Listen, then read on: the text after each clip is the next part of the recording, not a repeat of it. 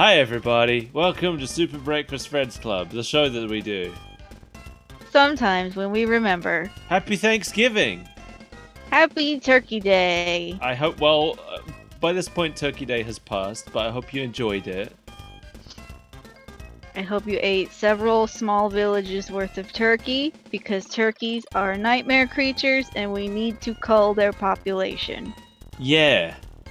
We have decided to watch the most Thanksgiving appropriate show that we could find.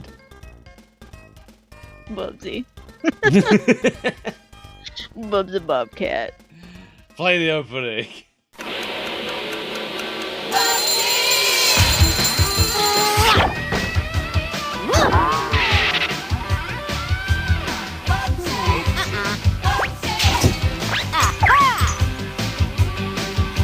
What could possibly go wrong?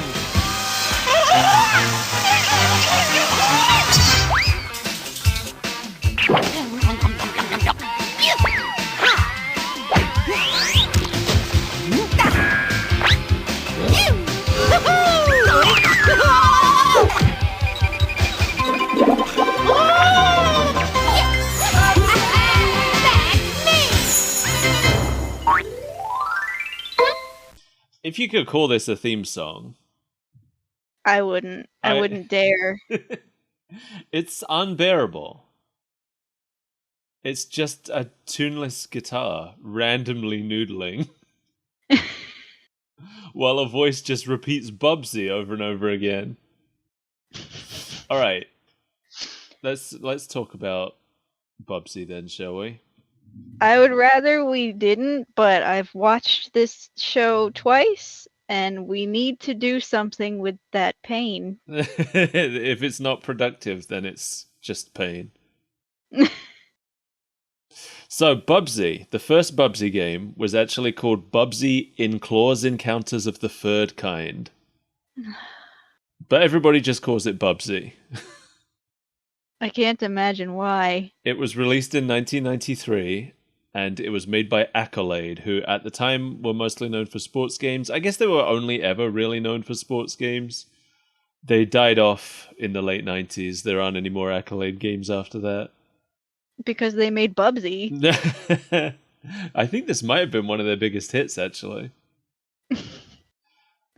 It was released for Super Nintendo and Genesis. It was developed for the Genesis first, but the Super Nintendo version came out earlier due to Accolade being sued by Sega in 1992 for creating bootleg Genesis games by reverse engineering the boot protection of the console.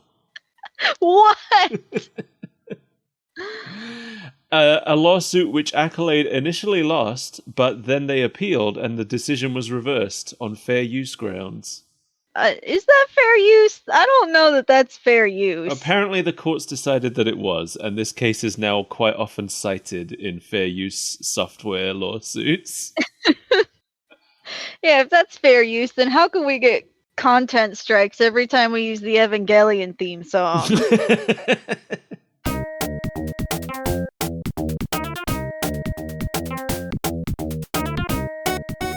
Hello, this is Temporally Displaced Mike. So, in this part, we were referring to our Mars of Destruction episode, where we compared the show to Evangelion, and then I used 10 seconds of the Evangelion theme as a joke. And we got a copyright claim on that episode from the owners of the Evangelion copyright. Now, the reason I'm here speaking to you right now is because around 12 hours after we recorded this episode, the copyright claim on our Mars of Destruction episode was upgraded to a block, meaning that the video was not viewable on YouTube. This is because of 10 seconds of an hour and 10 minute video. So if you happen to go back and watch our Mars of Destruction episode on YouTube now, you will find 10 seconds of silence in there. If you're wondering why that happens, that's why. Because we had to mute the Evangelion theme from appearing. If you're listening to it on any other service, though, you'll hear the full unedited episode. At least as of this recording. Anyway, let's go back to Bubsy. I know. Well, because we're not bootlegging it, that's why. Oh, okay. So if we just reverse engineered the Evangelion theme, we'd be fine. we just reverse engineered our own Ava suit, Hot God or whatever. That's a weird show. I've never watched it, and I think I'm okay. I haven't watched the whole. I've been told off before because I've only watched like the original series, and it's like, no, you have to watch the end of Evangelion, and then you have to watch the movies, and you have to watch this. I'm like, I just wanted to have something on in the background when I was dog sitting. Yeah. Evangelion fans are wild. They sure are. There is no show in the world that I've never seen that I've heard more about. Except maybe, what the fuck's it called? Dragon House. Game of Thrones. There we go. That's exactly what I was thinking too. Good. It's not just me. Dragon Yeah, I've never seen that either, but I sure know about it. Sure know a lot of things I don't care about. Yep. I mean, up until that last season aired, and then I've never heard of it since. Just disappeared as it should. Yeah. Anyway, Bubsy was designed by Michael Berlin. He's the one that cursed humanity with this. He was mostly known at the time for adventure games. He made... I've never heard of any of these, but apparently some of them are big names. He made Infidel, he made Suspended, A Cryogenic Nightmare, and he made Altered Destiny. I don't know what any of those are either. No. But by this point, he'd become burned out by the adventure genre, and he just so happened, as many of us did in the early 90s, to come across our good friend Sonic the Hedgehog. No, Sonic! Like most things, this is Sonic the Hedgehog's fault in some way. So, some younger people listening might not know this, but Sonic the Hedgehog started a huge boom in mascot platformers, wisecracking mascot platformers. Yeah, he really did something back then. Yeah, so for a little while in the early to mid 90s, every single game was like this. And Bubsy, I think, might have been the first. I think Bubsy kicked off the Sonic copycat trend. But Michael Berlin sat down and he played Sonic the Hedgehog for 14 hours a day for a week to study it. What is there to study? He wanted to see how the game I mean, he'd only done adventure games up until then, so I guess he needed to find out what a platformer was. Following that line of conversation, I was like, is he just watching Sonic the Hedgehog himself? Because he doesn't do a whole lot as far as animations. Yeah, apparently the team were quoted as saying they wanted to make a game as fast as Sonic and as deep as Mario. And then they made Bubsy. They achieved neither of those things. Berlin himself stepped away from the game industry in the late 90s because he didn't like the direction it was headed.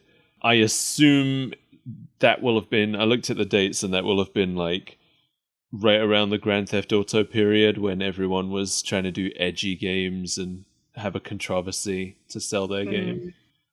Good times. Yeah, and I actually found a quote from him, which I'll read to you. It says, "When you tell me you want to put a monk or a nun in my game and have them standing there holding guns so I can justify having the players shoot them, I think that crosses the boundaries of good taste." Fair. Yeah. But it looks like he has returned to the video game industry recently, because I found a few interactive novels that he had published on iOS and PC with his wife. Okay. So they're writing interactive novels together, I guess. As long as they're not harming humanity anymore. Hey, listen, when Bubsy came out, Bubsy was a hit. I remember Bubsy being a hit. People love that dang game. Yeah, I did. I liked it. I never owned it. I didn't like it that much. But I don't think I ever played it. I rented it a few times. And at one point, I must have been about 7 when Bubsy came out.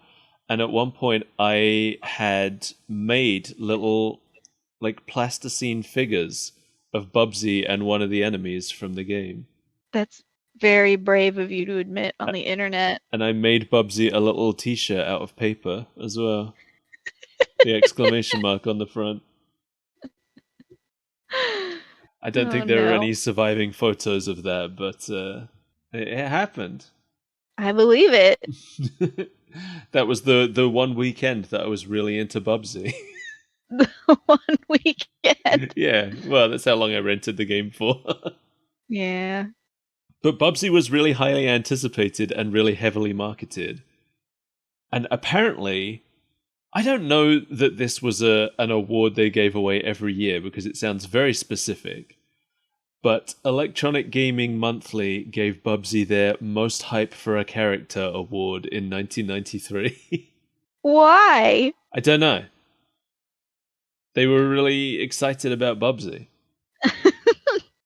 and like I said, the first game was really well received when it came out.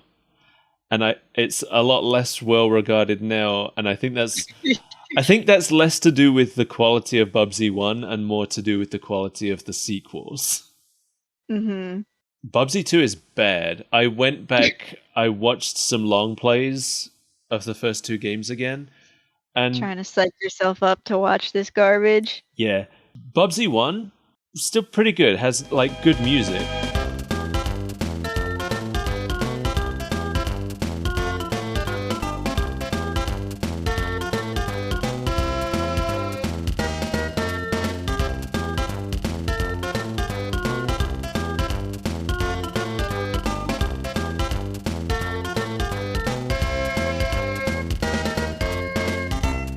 Bubsy 2, just awful. Even the music is bad.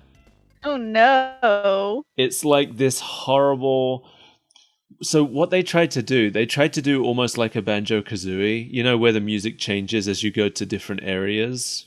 Mm-hmm. The problem is in Bubsy 2 that those different areas are like 10 pixels apart.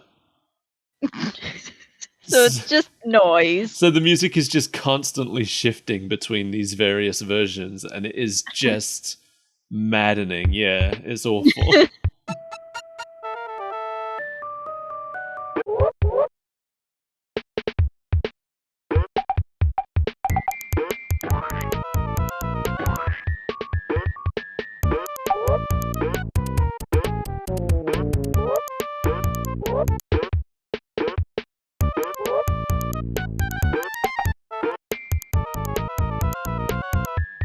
The original creator of Bubsy was not involved with Bubsy 2. It was handed off to a different development team who did not want to make it and actively disliked the character. Oh, that explains a lot. Yeah. I actually listened to an interview he had done where he said that in the Bubsy 2 offices, they had a Bubsy plush hanging by its neck from the ceiling with a pencil stabbed through its head. Isn't that nice? So that's how they felt about Bubsy while they were working on Bubsy 2, I guess. Yeah, it's a good thing that it was handed off to this company. It's handed off to people who actively hated what they were making. That's what you want. That's what you want for your franchise, yeah. Yeah, it's healthy. Michael Berlin said that Bubsy 2 just about killed the franchise. He said, Accolade's choice about doing Bubsy 2 in-house with the development team selected was a mistake that pretty much buried him. Bubsy 2 failed due to mismanagement of the character. It was done by people who, no matter how talented and interested they may have been, had not understood the original vision. Oh, I think they understood. The problem is that they didn't care. Yeah. Anyway, Michael Berlin actually did come back for Bubsy 3D, but Bubsy 3D, it would have been the very first 3D platformer, and had it been the very first 3D platformer, I think it would be remembered more fondly and kindly. Mm-hmm. Unfortunately, at the industry trade show they went to show Bubsy 3D off for the first time, Nintendo showed off Mario 64 for the first time. Oh no! When Michael Berlin asked for more time, because he was looking at Mario 64 and he was thinking, this game isn't good enough. Accolade did not give him that extra time. They just wanted the product out. So, Remember when Bubsy came back a few years ago? oh yeah, they made 2 games. They made, I think it was Woolly Strike Back was the first one, and then they made Paws on Fire, which was made by the Bit Trip Runner guys. Really? Yeah, I don't know if it was any good. I don't think it was. I seem to recall a lot of controversy around Bubsy returning. Yeah, well, the game, I know the Woolly Strike Back game could be finished in like 20 minutes, 100%. Mhm. And it was like $40. Yeah.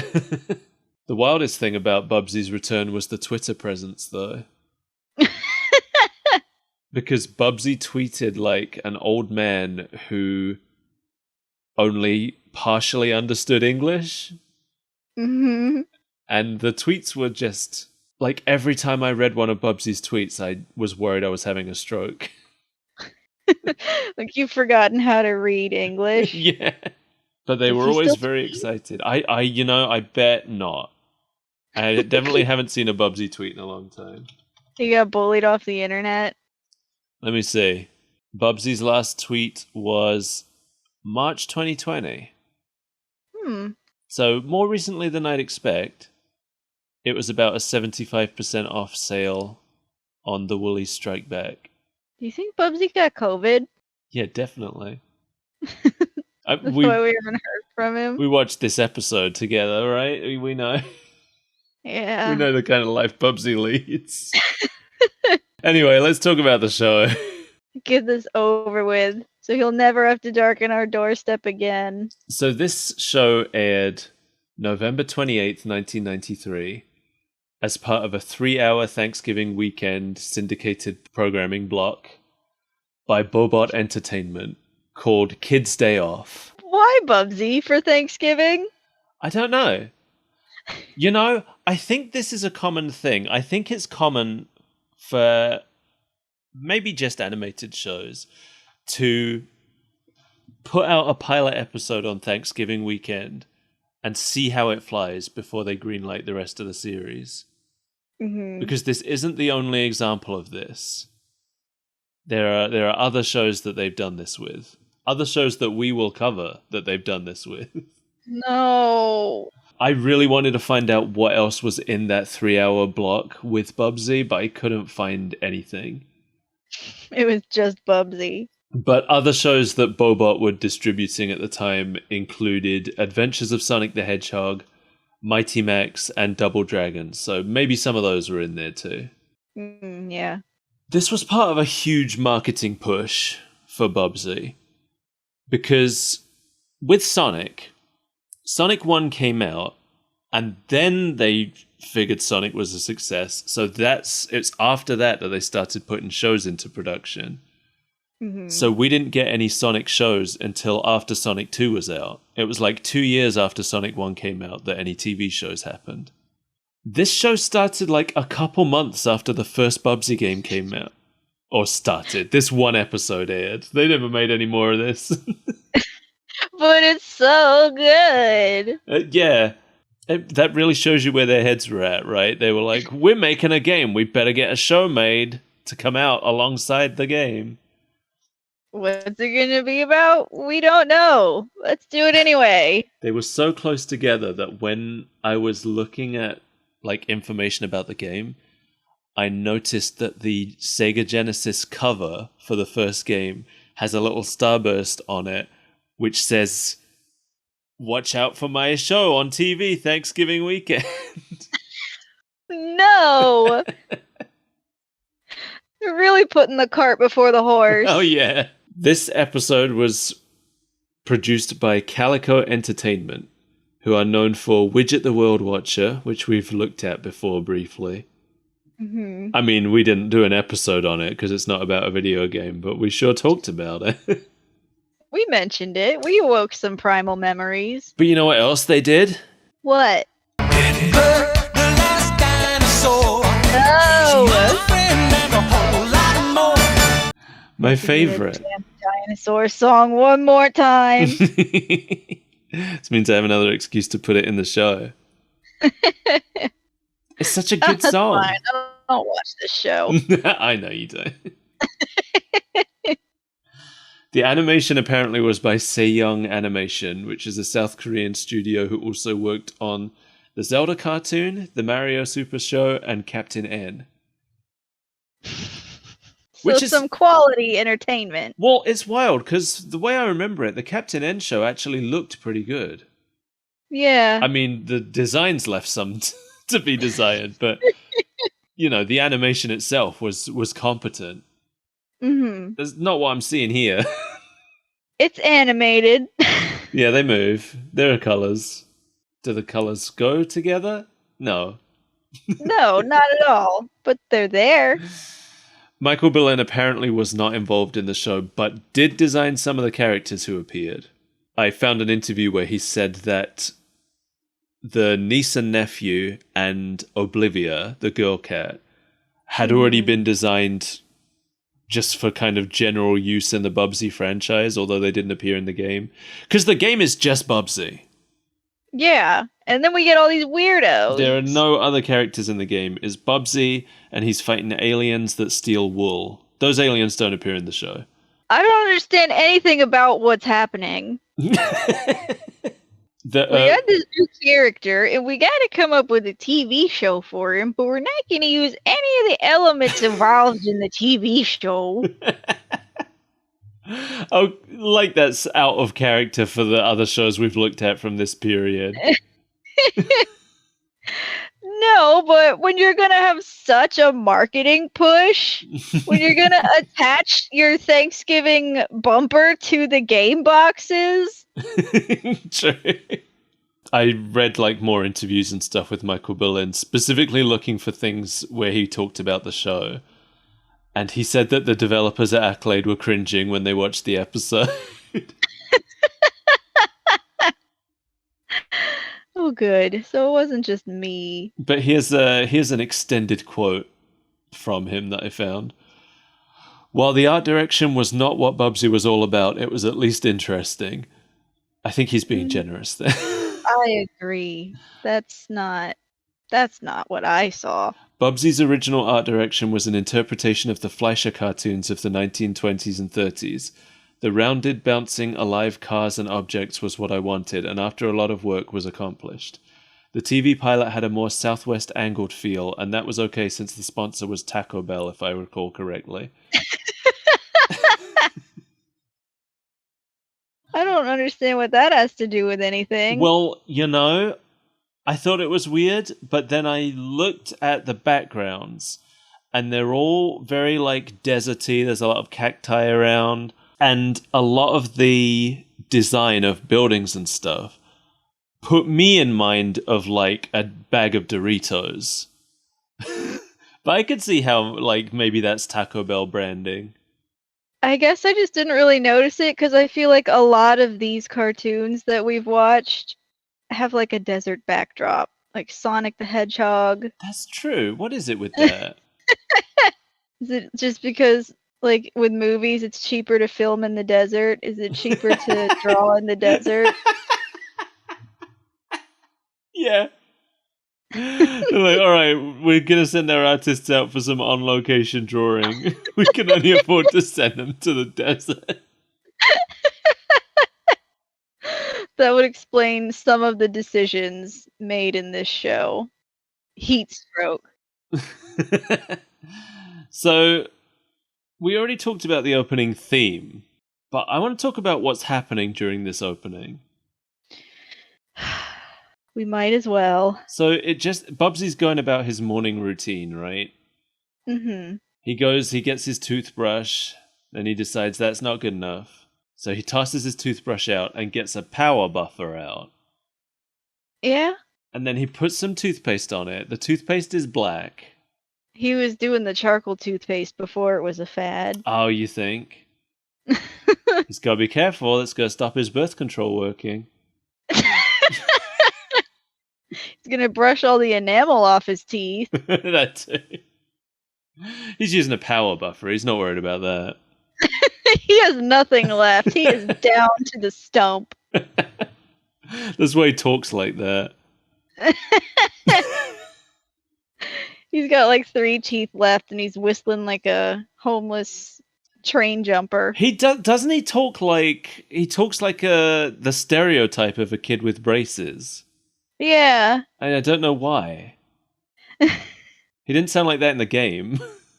No, and like his bucktooth niece doesn't even talk with a speech impediment like that. No. Once he's put his tooth brace on his buffer, he says his catchphrase. What could possibly go wrong? So I did a counter. So did I. Oh, good. That was part of the reason I had to rewatch it. I was like, he said it too many times. We have to figure out how many times they've tried to nail this into our heads. So how many did you count? 11. Same. Yes, including the title of the episode. Yes. Which is also what could possibly go wrong. And when Arnold says it twice immediately after Bubsy says it. Yeah. In the game, for people who haven't played it, before every stage, Bubsy makes some kind of wisecrack. It was a big deal at the time because voices in video games were so rare. So it was very exciting that the character talked to you. And at the beginning of the first level, he says, What could possibly go wrong? And they never let us forget that. yeah, I wonder if the people who made the show only played the first level and they were like, oh, he probably says that at the start of every stage. That's probably his catchphrase. We better make sure we shoehorn it in. Actually, no. They must have known about others because they do actually... Some of the other things he says in this episode are quotes from later levels. Yeah, a couple times he said something about, I'm gonna have to humble you. I was like, is that another stupid catchphrase? Because he said it twice now. Oh, I don't know if that was. I didn't notice him saying that at all. I'm gonna have to humble you. I have the quote somewhere. The fact that it was so weird is why I wrote it down. Before I'm forced to humble you. He says it twice in the episode. Wow. Before I'm forced to humble you. I didn't pick up on that. That's not a quote from the game that I know of. Because it's so weird. I was like, that is nobody weird. talks like that. I did notice that he kept saying "for crying out loud" all the time. And because I'm a hero for crying out loud. And that started getting grating as well. See, I didn't really notice that one as much. I was already, I guess, overwhelmed. Yeah. Because it's overwhelming.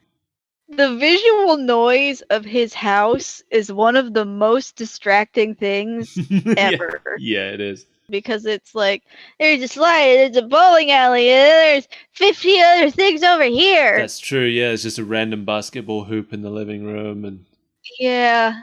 Maybe they wanted kids to look at this house and be like, I want to live in Bubsy's house. I want to be best friends with Bubsy. Yeah, even though even Bubsy's best friend doesn't want to be friends with him. I loved that. I loved that about him. So, well, before we get into it, the show proper, immediately after the opening, we're thrown into a commercial bumper. Yes. Where Bubsy has given us attitude.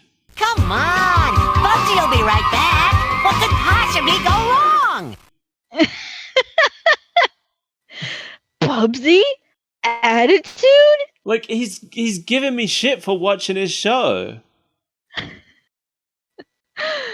It's not the best choice we've ever made. And he immediately says what could possibly go wrong, even though it doesn't make any sense. Well, the episode's about to start. We don't know what kind of wacky hijinks are about to ensue. What could possibly go wrong? The thing I think that shocked me the most about this is that this insufferable character is being played by one of the biggest and best voice actors in Hollywood. The voice talent in this show is unbelievable. Yes. Did you recognize who this was playing Bubsy? I did not. Like, it's familiar, but I couldn't pin down who it was. Okay, so this is Rob Paulson, who at this time would have been best known for playing Raphael in Ninja Turtles, but I know him best as the voice of Yakko Warner from Animaniacs. Oh, I gotcha. So this is he's an incredibly talented voice actor who is doing his best with this horrible character he's been given. All of them are trying so hard, but you can't scrap or you can't fix a bad script with just voice acting. No. Rob Paulson did not play Bubsy in the original game, but did play Bubsy in Bubsy 2, the really bad one. Rob Paulson also played PJ in Goof Troop. That's another thing I know him very well for. And like a million other things. He's one of these actors who's in like every show. Yeah, because he's crazy talented. He sure is. He's even in... He was the cyborg ninja in the GameCube version of Metal Gear. Anyway, the episode title appears on screen. It is What Could Possibly Go Wrong? In case you hadn't guessed yet. Which is the third use of that phrase. And occurs... In a minute. Yes, it occurs exactly 1 minute into the episode. And we've already seen that phrase, /heard that phrase 3 times. Yep, I made note of that too. I'm glad I'm not the only one. Oh god, I'm gonna have to watch this again. The episode is written by Ray DeLaurentis. Ray DeLaurentis. I hope I pronounced that right, but I also don't care very much because he wrote this. You did. Well, I looked up what else he's done, and most of his work has been on shows by my good friend Butch Hartman. Oh. For anybody who doesn't know, I do not like Butch Hartman shows, and I never have. Mike has a... Rivalry is not the right word, but not a fan. Animosity, I would say, is the word. That's yeah. But Ray here, writer of The Bubsy Show, also wrote for Fairly Odd Parents, Tough Puppy, Bunsen is a Beast. They're all Butch Hartman shows, and they're all bad.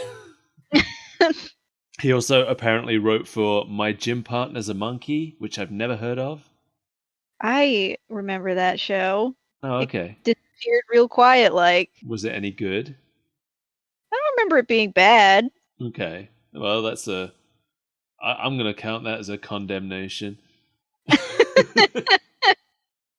I didn't watch a lot of it. This is like right when I was starting to fall out of watching a bunch of cartoons. He also wrote for Get a Clue Scooby-Doo, which I think was fine. I never watched it. Or, no, I think I did watch it, but all the Scooby-Doo shows kind of run together, you know? Yeah, I know exactly. I've watched a bunch of Scooby-Doo shows. I could not tell you which was which. No. I've never been a big Scooby fan because it's all just the same thing week after week. Yeah. And then for a while, every Hanna-Barbera show was Scooby-Doo week after week. Just a different flavor of Scooby. Yeah, just some different teens and a different Scooby. Sometimes Scooby was a car. Yeah, sometimes he was a shark. Sometimes he was a caveman. And all the teens were girls. Anyway, Bubsy comes to wake up his pal, Arnold Armadillo, who is having a nightmare about getting hit by a truck. Being afraid of getting hit by a truck is pretty much Arnold's entire personality. Yeah, he's a wiener, but it's very truck focused. I feel like this episode was more about the truck than anything else. Yeah, and I feel like had this show been picked up, that would have gotten old real fast. Yep. There's so many trucks. So many appearances of trucks. But it was such a good joke, Mike, that we have to keep seeing it because it was funny the first time, so it's going to be funny the 80th. It's kind of morbid, right? Some of the parts I was like, oh god. Like, there's immediately after that a news broadcast about how 10,000 armadillos have been killed by trucks. Yeah. And we see Arnold having a goddamn flashback of some kind. Yeah, because it's not even like he'll get cartoony hit by a truck and it's silly. They make sure to underline the fact that armadillos are dying. Yeah, because there's 2 armadillos embedded in the grill of the truck. Yep. Arnold is played by Pat Fraley, best known as the voice of Krang from Teenage Mutant Ninja Turtles. It's funny because that's a wild voice, and he's just doing probably the most normal voice in this show. Mm-hmm. He was also the voice of Denver the Last Dinosaur, apparently. Oh no. Can't get rid of him. Bubsy wakes Arnold up by putting his tail in his mouth and blowing. And this inflates him. A tiny bit. Mostly he just wanted to put his butt in his mouth. That was so weird.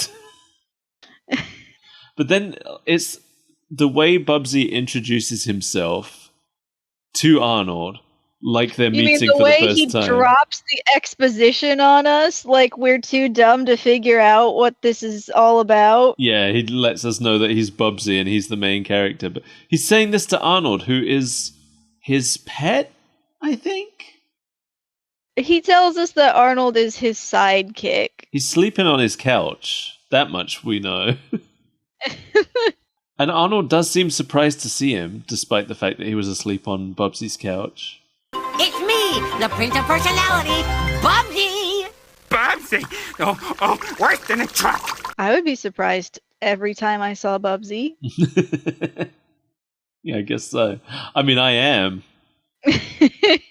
This is the point where I had had enough of Bubsy, the character. Surprised it took you this long.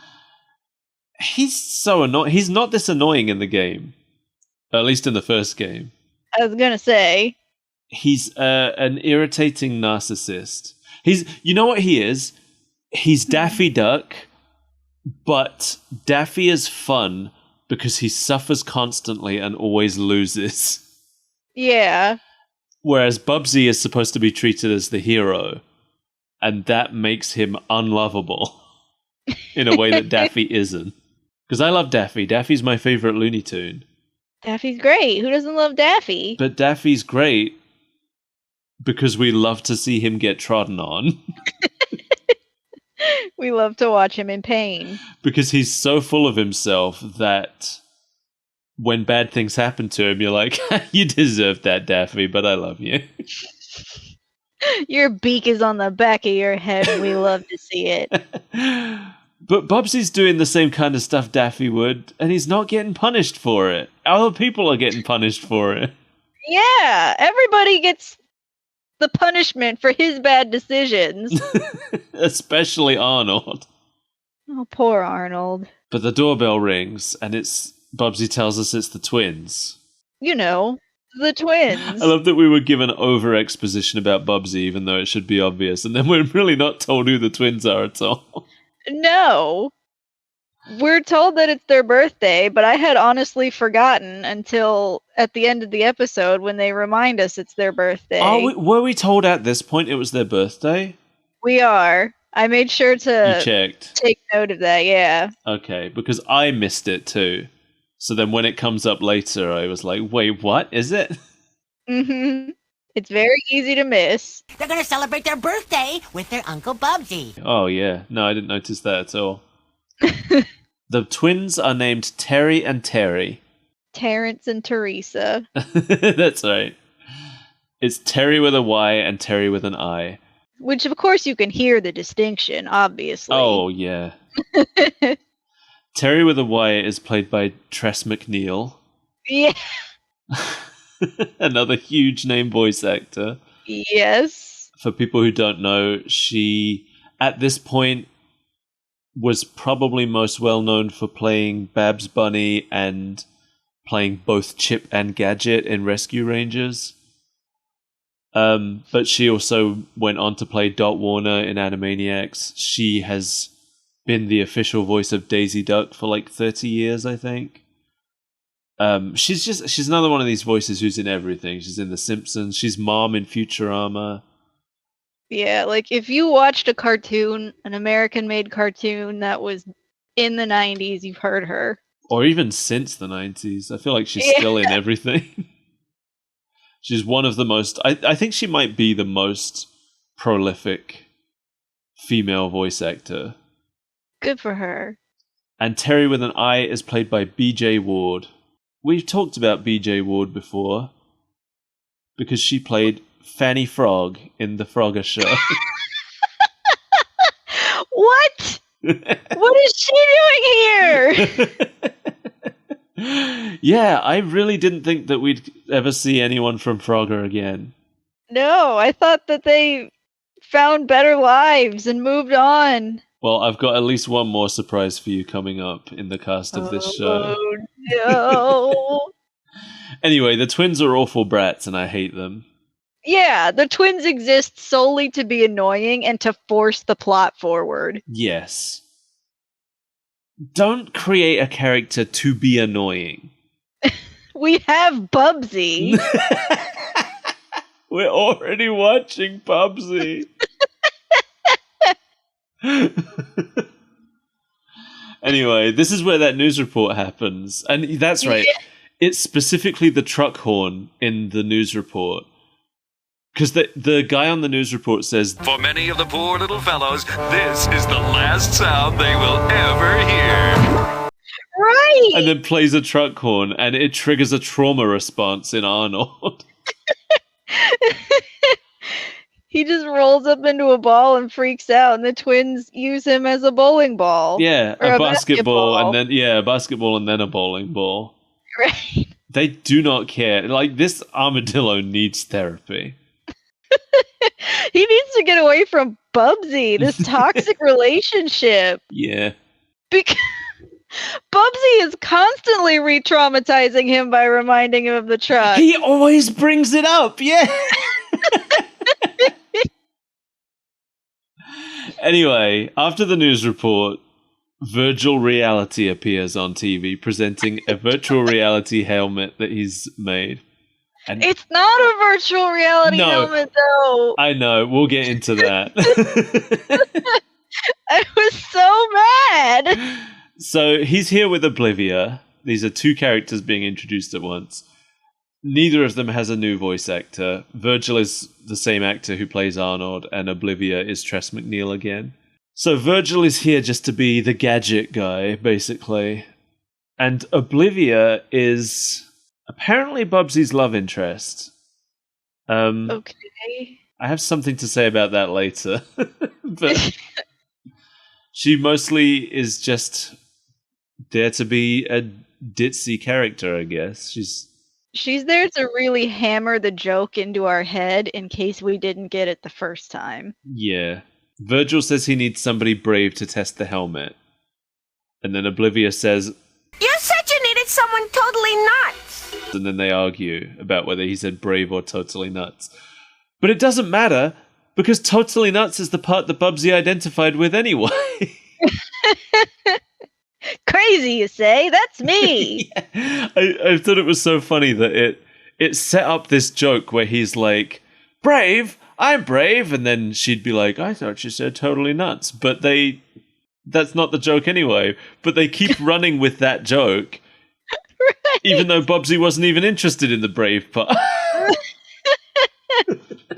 And then Bubsy gives us 3 reasons why he should be the one to test the helmet, and after each one we get some stock footage. Because I am brave. Because I crave adventure. Because I need to go where no bobcat has ever gone before. Yeah, live action stock footage. Yeah, black and white live action stock footage. That's I don't understand this decision. no. Or the decision to make this a running joke. Yeah, 3 times they do this. Yeah. 3 times where he just lists 3 things and each one is followed by stock footage with dramatic music. And sometimes the stock footage feels related to the 3 things, but not always. Rarely. But a couple of these ones were famous. I'd seen a couple of these before. I don't know that I had. The guy being shot with a cannonball was referenced in The Simpsons. They did a That's whole exactly episode. what I thought of when I saw that. Yeah, there's actually a shot in that Simpsons episode that is, I think, rotoscoped from this exact footage. And then one of the clips they use is from the moon landing as well. Yeah. This is where our villain appears for the first time. Yeah, a villain who is tangentially related to the story, and we see her a few times. Yeah, I don't know if they ever said her full name in the episode, even. I am going to take a guess that her name is Alley Cat. It's actually Ali Cassandra, apparently. Okay. But you were close. Close enough. I'm Yes. taking that as a win. But this scene, in this introductory scene, they don't mention her name at all. And I think they only call her Ali later, right? Yeah. The internet says her name is Ali Cassandra. I don't know where that information comes from. I don't know. I spent a lot of time calling them Eggman, Scratch, and Grounder in my notes. They basically are, right? Yeah. I mean, there's a bird, there's a purple round thing, and then there's a big fat person that thinks that they are the hottest thing in the world. It's so funny that these characters feel like knockoff Robotnik, Scratch, and Grounder, but they have so much higher profile voice actors. I know! So Ali Cassandra is apparently played by BJ Ward, but I was certain this was Tress MacNeille. Yeah, me too. It sounds like a slightly younger version of the voice she used for Mom in Futurama. If I could get my paws on that helmet, I could finally live the lifestyle that I deserve! Yep. But apparently it's not. I don't know. The internet says it's not, but I don't know. Can we really trust the internet? No, never. She has seen the virtual reality helmet on TV. She's decided that the virtual reality helmet could allow her to live the life she deserves. It's unclear how. At least at this point. Because at this point, I was still expecting it to be a virtual reality helmet. Yeah. She calls in her henchmen, who are Boz the Buzzard and Sid the Shrew. Now, Sid, I'm sure you were able to tell, is played by Jim Cummings. Yes. For whatever reason. We've talked about Jim Cummings before because he played Psychro in Earthworm Jim. Another one of the most prolific voice actors in Hollywood. Known for playing Winnie the Pooh, Tigger. He's the voice of Pete from Mickey Mouse. And he's he's Taz. stalker of the show. He was the Tasmanian Devil. But here's the one that I was excited to tell you about. It's Boz. Uh-huh. He is played by Neil Ross. Who is he? He's Clyde in Pac-Man. Why? Yeah, for some reason, Boz is a chef buzzard, and Sid is a creepy little purple shrew. Yep, and that's all we need to know. When Boz, there's a part right here where Boz starts making excuses for something. I forget what. But he and Sid are both animated exactly the same way, and both their mouths are animated as though they're the one talking. I couldn't tell if this was a visual gag that I didn't understand or if it was an animation error.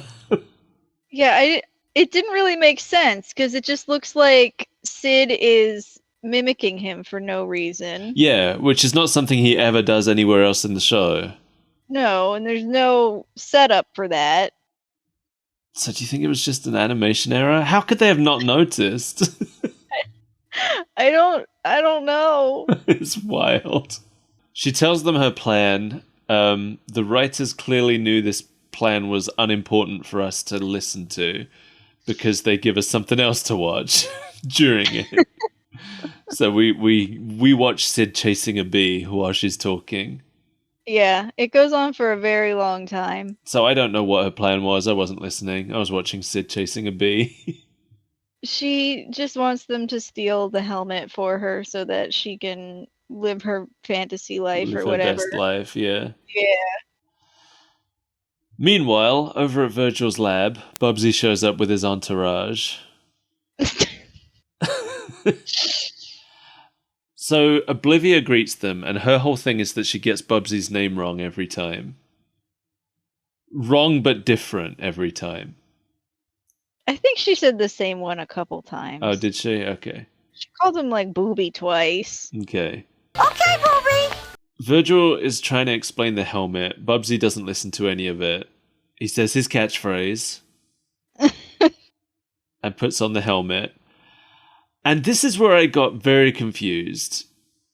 So he puts on the virtual reality helmet and he says he wants to fly, which instantly teleports not only him, but everyone in the room into the sky, where they start falling. I don't think the writers knew what virtual reality meant. No, not at all. Because this virtual reality helmet is basically a genie. But, like, when they were describing the helmet, I'm pretty sure they did mention that it can alter reality in any way you want it to. I was like, why make the pun of calling him Virgil Reality if it's just a reality-altering helmet for some there's reason? nothing virtual about that at that point. No, It's just a reality helmet. it's just a monkey's paw. It is, yeah. It's a monkey's paw, it's a genie in a bottle. It should have been one of those episodes. Yeah. It got me all excited for some virtual reality shenanigans, and there's none of that here. Because they didn't know what it meant. No, it's just the annoying twins. So somehow, I don't know how, but as they're falling, Arnold gets the helmet. Yeah, it just kind of floats off of Bubsy's head and onto Arnold's. And Bubsy immediately tells him not to think of the truck. So, of course, he immediately thinks of the truck. Right. And it just starts falling after them. Yeah, the truck is in the sky falling after them, but then it just kind of comes to nothing. Yeah, because Bubsy gets the helmet back somehow. I think something was cut. So I noticed that in the shot after we see the truck, there's like a half second where there's a brown bird looking at the camera that then just vanishes. So I think there was something cut there that was supposed to happen with the truck and this brown bird. I don't know what it was, though. Yeah. No, it's It'll there for... forever be a mystery. It's literally there for like maybe a quarter of a second, this brown bird is there. But it's looking at the camera. Anyway, Bubsy gets the helmet back and teleports everyone back to the lab except Arnold, who he allows to fall through the ceiling. Because he's a true friend. Yeah, of course. Then Bubsy pulls down Virgil's pants for no reason. Yeah, he tells him he needs to not wear the suspenders for some reason, and he pulls them and snaps them against his chest, and then his pants fall down. Yeah, so that happened. And adds The nothing. thing that we had to watch. And don't his pants continue to fall down the whole episode? Oh, did they? I don't even know. They definitely fell down at least once more, but I don't think I was looking at Virgil's pants after that. my eyes learned not to look there. The twins want the helmet. Bubsy and Virgil say they can't have the helmet. But Bubsy puts the helmet on Terry while saying that they can't have it. Right, he's trying to set it on a chair, and they replace the chair with one of the twins, so he puts it on her head. Oh, is that what happened? Yes. Okay, I missed that. I thought he just put it on her while saying that she couldn't have it. No. Okay. He was looking in the opposite direction and just setting it down. Okay. Well, they leave with it, and then more commercials happen. There's a lot of commercial bumpers in this episode. There sure are. For such a short show, Yeah. it's like 90% commercials. Buzz and Sid are flying in, and Sid says that if he doesn't eat every 10 minutes, he goes mad. Because that's what real life shrews do, don't you know? So I didn't know. I didn't know much about shrews at all. But I looked it up, and for people who don't know, in real life, a shrew has to eat every 15 to 30 minutes. And if it goes for an hour without food, it will be dead. That's quite a life. Yeah, they only live for about 11 months. But with that in mind, Buzz's impatience for Sid's appetite seems extremely insensitive. It's like, Now, you wouldn't expect that from Bubsy. he's got to eat every hour, he's gonna die, dude. I just love that they really take this time to tell us that he's a shrew, because nothing else about the character design lets you know that. No. And the joke that they're going to continue to make throughout the rest of the episode would fall completely flat. Yeah. Yeah, he doesn't look like a shrew. He doesn't really look like anything. No, he does just kind of look like a weird naked rat. He's rodent adjacent, at least. But Much like the shrew. so the Terrys are playing with the helmet. Terry with an I makes a pony. Terry with a Y makes a boat. And Boz is dive bombing them for a while. Yeah. He announces that they're going to dive bomb, and they do, and it's just an excuse to hurt Sid over and over, because then he just lands gently and walks over to them.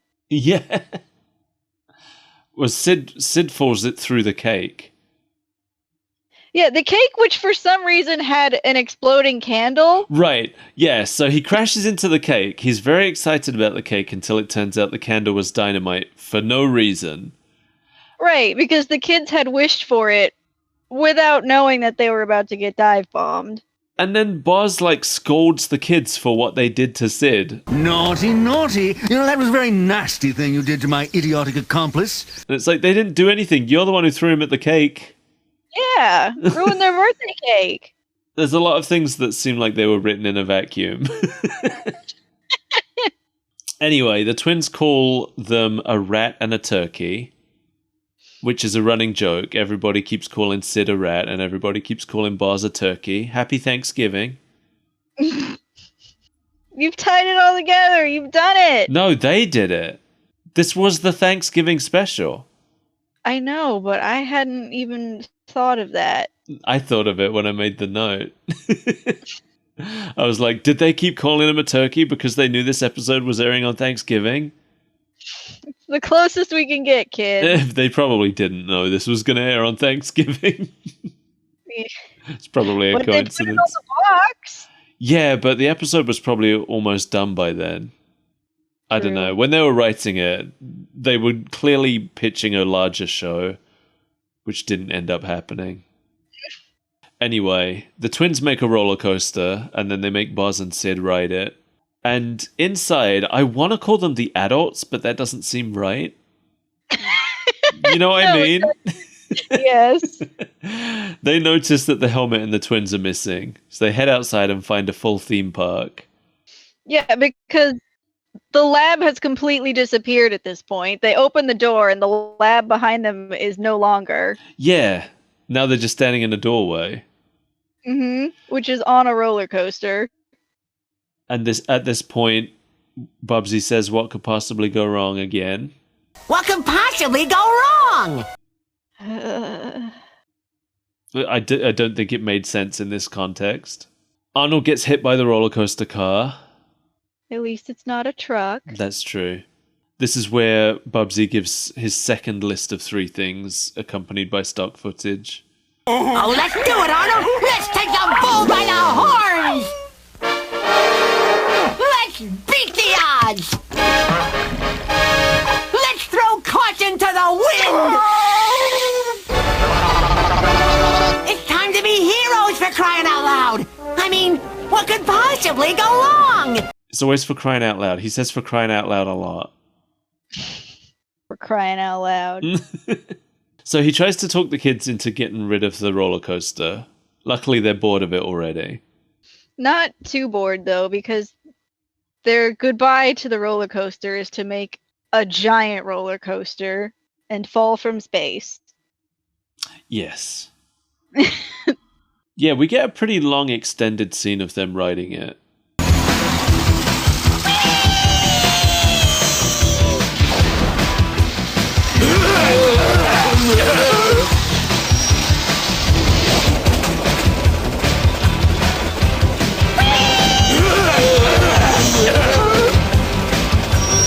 It goes on for quite a while. Yeah. Most of it's just effects animation. Or like a still background that's scrolling by. So they stop the roller coaster and everyone but them flies off. And now the twins are giant. For no reason. For no reason. We don't see them become giant. They just are giant now. I don't even know that they're entirely aware that they're giant. No, I don't think so. I think it just happened. But so one of the twins steps on Bubsy and Arnold, but then they both say they stepped on something squishy. So who did the other one step on? Baby Buzz and Sydney. Who did these twins kill? What bystander? Maybe it was the brown bird. Oh, maybe it was. That's where he went. He was looking at the camera because he was like, "Hey, everybody, I'm going to be back in 2 scenes for my big death scene. It's my big break in Hollywood." You'll be seeing my name in lights, baby. And then they cut him. So Bubsy yells at the twins and they cry and say it's their birthday, which, because I hadn't taken it in earlier, really came out of nowhere for me. But it's our birthday!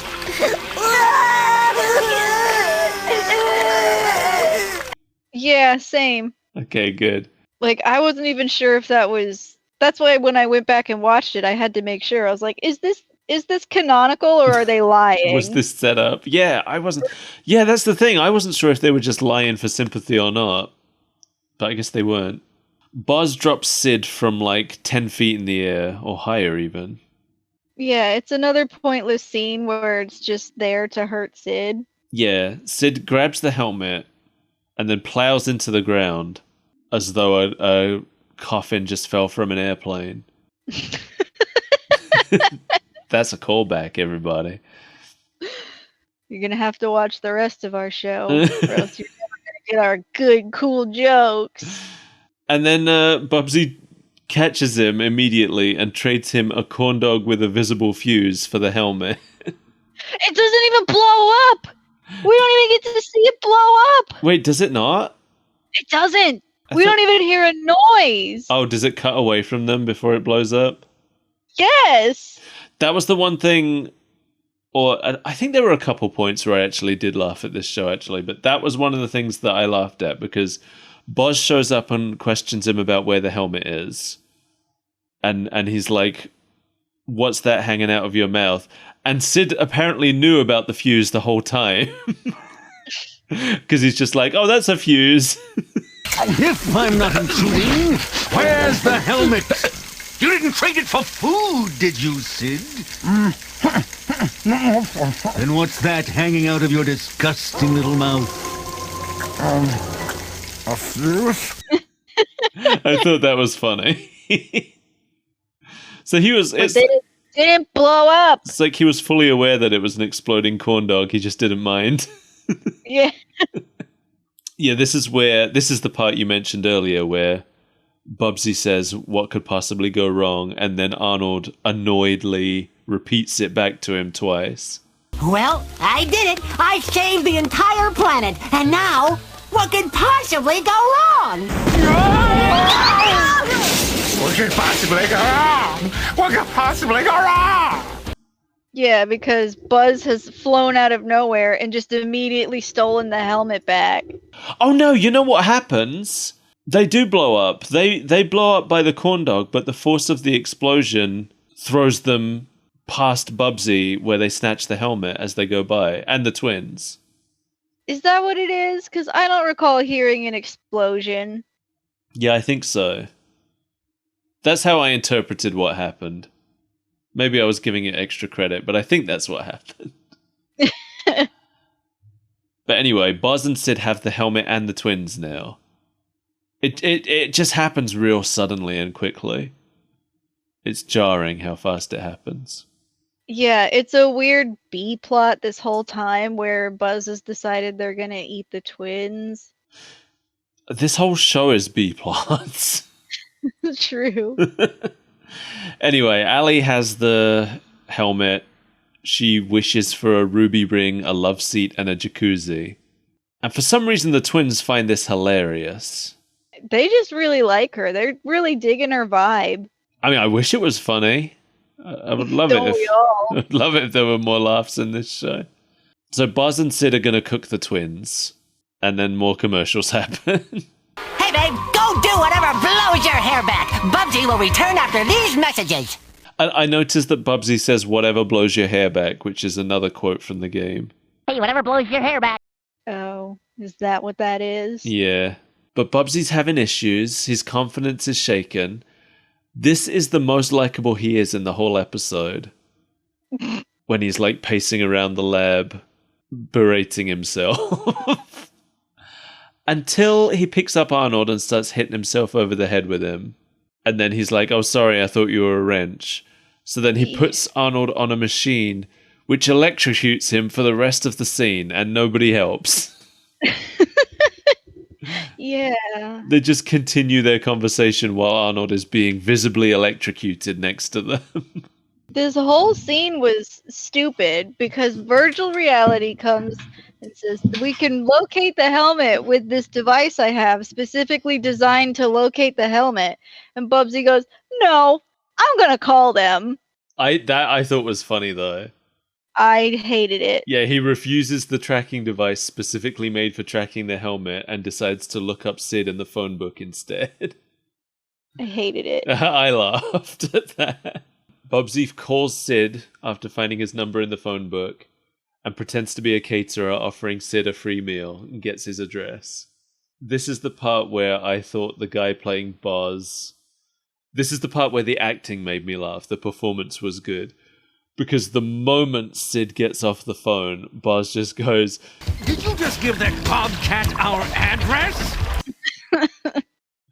just like he immediately knows that's what was happening on the phone. And just the delivery of the line really got me. By this point, I was almost completely checked out because they've done so much to tell us over and over again that Sid is dumb. Bubsy says it on the phone like twice. Your brain is indeed very, very small. Yeah. It just stopped being funny a long time ago. Yeah, and then when Boz comes and tells Allie that Bubsy's on his way, she tells them to just refuse to answer the door. But then the moment the doorbell goes, Sid answers it anyway. Mm-hmm. So Allie stops the heroes in their tracks with nails on a blackboard, which she had done earlier. The old chalkboard nails trick. Of course. To make them all cringe. And then for some reason she starts antagonizing Oblivia specifically. Because Oblivia wasn't affected by the chalkboard, and she feels threatened by that, I guess. Is that what happened? I thought she was affected by it, but she just decided to antagonize her anyway. No. But so Allie says... So, you think you're cute, huh? And then Oblivia says... I am both attractive and intelligent. Of which she is neither. Correct. So everyone's fighting over the helmet. This is basically just like a montage of stuff happening. Yeah, because it lands on everyone's head at some point, and we see what they wish for. Yeah. Sid gets it. He wishes for a corn dog with a bee on it. Terry gets it. He wishes they were all celebrating his birthday. Oblivia gets it and wishes she was marrying Bubsy for some reason. Yeah, they have just met, and there's been almost no interaction between the two. And she still doesn't know his name, even when she's marrying him. Right. It was so weird. I mean, I know she was created to be a love interest for him, but it doesn't make any sense here. No. They haven't given us anything to work with by this point. No. Boz gets it and wishes everyone else was in a cauldron, including his boss and sidekick. He just, like, for as much crap as he gives Sid about wanting to constantly eat, that's all he thinks about, too. Well, what I noticed is the distinction between them is that Sid always thinks about eating, and Boz always thinks about cooking. That's not a meaningful distinction to me. It shouldn't be. It shouldn't be, but that's the distinction we have. Not in this cartoon. Arnold gets it, so Bubsy reminds him about the truck again. Not the truck again. Oh! Whatever you do, don't think about the most traumatizing thing you know. The thing that you think about constantly.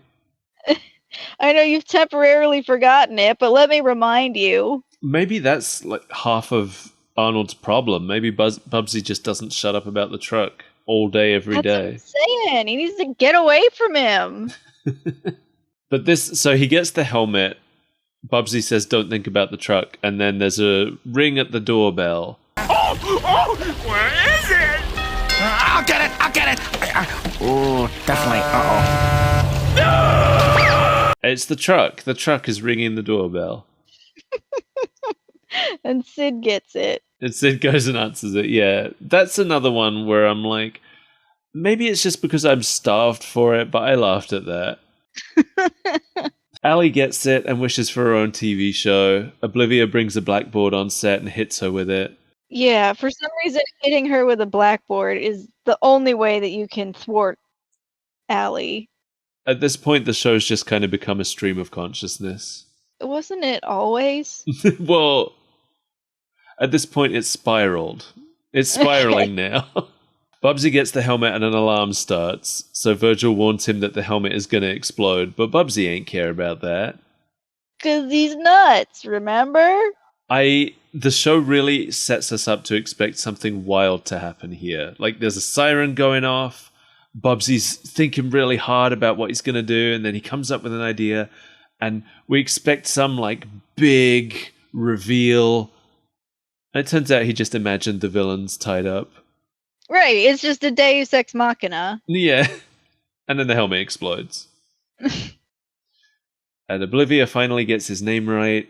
Oh, Bubsy, you did it! You saved the world as we know it! Well, of course I did, babe. I'm a hero for crying out loud. And thank you for getting my name right. I did? And Bubsy gives us 3 more stock footage clips.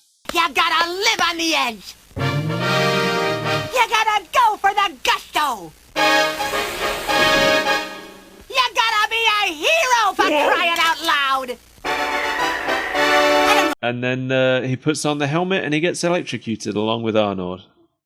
And says his catchphrase. What could possibly go wrong?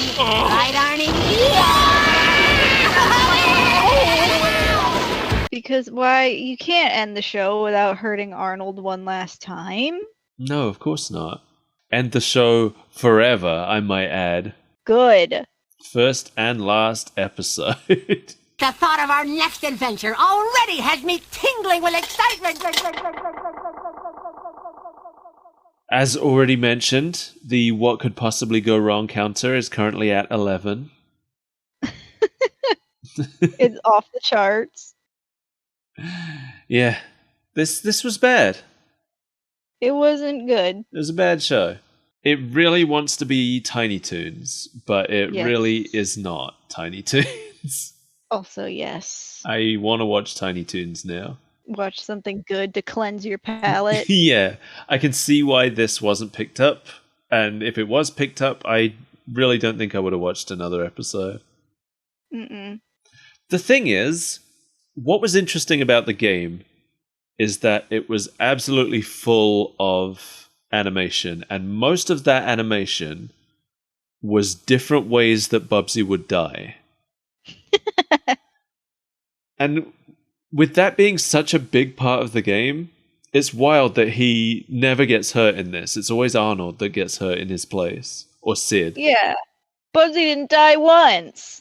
No, because like in the game, whenever you get hurt by an enemy, it's kind of infuriating as a game because you only can get hit once and then you're dead. But every time it happens, you don't mind as much because there's so many different animations that can play. So you'd be like, oh, god damn it, I died again, but this time Bubsy shattered like glass, and that was funny. And it's just wild to me that they didn't lean into that at all. I don't know that the people who made the show played the game. You know, yeah, it's possible, because none of these backgrounds line up at all with what's in the game. None of these characters beyond Bubsy himself are in the game. They didn't even use the game's villain. So the game's villain is an alien who's stealing wool, and he's not in here. Why is the alien stealing wool? Because Bubsy's a cat, so he wants balls of yarn. Oh. Yeah, that's all it is. Okay. Yeah, that's it. That's the whole thing. Well, Cool. do you have any parting words for Bubsy? Good riddance. Should we talk about the legacy of this show? There's a legacy. Oh, there's a legacy. Oh no. The twins, Arnold, Boz, and Sid all went on to appear in Bubsy 2. Okay. The twins are characters that player 2 can control. Arnold has his own minigame where you have to roll through the insides of a truck engine. And Boz and Sid show up as stage enemies. The comic that was printed in the Bubsy 2 manual also has virtual reality in it. Why? I don't know. But then all of those characters disappeared for a long time until 2019 when Bubsy Paws on Fire released, and it features Arnold, the twins, and virtual reality as playable characters. Why? So they've all survived. Also, in one of the cutscenes in Paws on Fire, in the background, you can see Oblivia Lives written on a wall. Okay. Or maybe it was Oblivia is here. It mentions Oblivia anyway. In case you were worried about her dying. Yeah, so this show wildly became canon, I guess. Like, all those characters were just adopted into the canon. Such canon that there is. Good for them, I guess. Good for Virgil. Right, he's getting top billing now. Yeah, he's playable. In fact, when I looked at the Bubsy Twitter earlier, this was the picture that they were using for the sale. And it's got virtual reality on it. That's him. He's bigger than Bubsy. Yeah. Oh, it's because it's Year of the Rat. Oh. Was he a rat? I guess he's a rat. Do you think every time they called Sid a rat and Sid got offended, Virgil was even more offended? Because he actually is a rat. You know, he did freak out every single time they called him a rat. Did he? Yeah, he's like, Shrew. He's just shrew. You're right. Oh, maybe that was... Maybe we were supposed to know he was a rat the whole time. I guess it makes it's one of sense. the He's like a more, lab yeah, rat. it's one of the more obvious character designs. I like Arnold. He's the one that I'm not mad is still around. Yeah. The twins I could live without. Yeah, they're the worst. I'm confused about the twins because I actually watched a cutscene from the game, and in the game, Bubsy keeps insisting that they're not related. They keep calling him Uncle Bubsy, and he's like, Here you two go with your uncle routine again. You know there's no way we're related, right? and then one of the times when he's protesting it, he says, I'm never even married. I was like, what does that have to do with it? Right! Did the writers not understand what an uncle is? I guess not. That just reminds me of those tweets that you see where people are talking about a relative that's about to have a baby and they're like, can't wait to find out if I'm an aunt or an uncle. I love those, though. When the twins first showed up, I wasn't sure if they were the same species as Bubsy. Something about them just looks wrong. Doesn't it? Yeah. Bubsy has, over the years, he's begun to look more and more wrong to me, but the twins are like Uncanny Valley Bubsy. Yeah, they started off wrong. Yeah. Well, I guess we're done here. Thank God. I guess we never have to come back. We've caused all that. No, we can't. That's all they made. Yeah, can't even pay us to go back this time. Like, what are we going to do? Watch this episode again? We've already watched it twice. Well, yeah. Is this the only one that we watched twice? I think it's the only one I watched twice. I think so. Normally, I barely have the energy to watch once. Yeah. But this one kind of required a repeat viewing. There was so much going on in this. And yet, absolutely nothing happened. Isn't it funny how that's always the way? Yeah, I feel like I say that at the end of a lot of episodes. Yeah, sometimes the shows that have the most happening are the shows where the least happens. It did go by very quickly, though. What did? The show. Like this show or the Bubsy show? The Bubsy show. See, I feel like the opposite. I feel like the Bubsy show went on for 1,000,000 years, but recording this has flown by. Oh yeah, this flew by. I feel like I haven't even been talking because I've been so engrossed in this Bubsy picture. Just got sucked into it. Yeah. And now the audience can too. If you want to see the picture that Mel's talking about, I'll tweet it after the episode. Look out on our Twitter. It'll go up on there at some point today. Or maybe you'll see it in your nightmares. Thanks for joining us, everybody. I hope... We're sorry you had to watch or listen to us watch Bubsy. I'm sorry that this is your Thanksgiving weekend. Unless you're watching it way later, in which case, why aren't you watching our show? Why don't you keep hung up with our show? Why are you this far behind? They probably have other better podcasts to listen to. Oh, what? Are you listening to Critical Role? Is that a podcast? I actually don't know. I don't think it is. I keep up with the Sunny podcast, and that's about it. I listen to Ian Flynn's Questions and Answers podcast. He's the guy who writes the Sonic comics. Because he gives a lot of interesting behind-the-scenes information. Nerd. That I'm always interested to hear. And I listen to my friend Sean's Sonic podcast, which I've guested on, and will guest on again at some point. It's a good show, you should listen to it. We did an episode about Sega World. It's called Sonic Podcast Adventure. Okay, that's what I was gonna ask. Yeah, I realized that I hadn't said the name. Just find it. Look up Sean. I don't know. Into Google, type Sean. It's a good show. If you enjoyed this episode, consider liking and subscribing the YouTube channel if that's where you listen to it, or following the podcast on whatever your favorite podcast platform is. Don't forget about begging for money. If you'd like to kick some money in our direction so that we can make the show better, and also get access to some outtakes from the show in return, you can head over to patreon.com/superbreakfastfriendsclub and do that thing that I said. Or you could go to coffee.com/superbreakfastfriendsclub and just give us a tip. Just give us a little tip.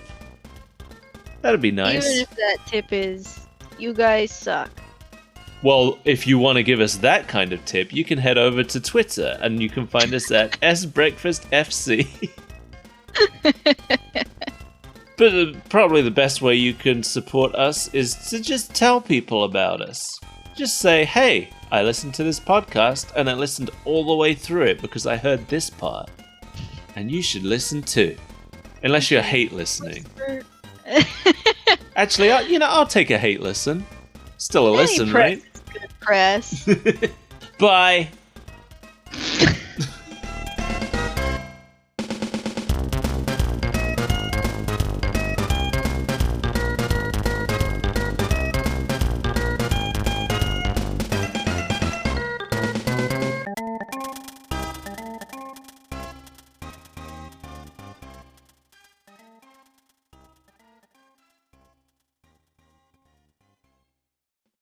I enjoyed it. I enjoyed what you did there.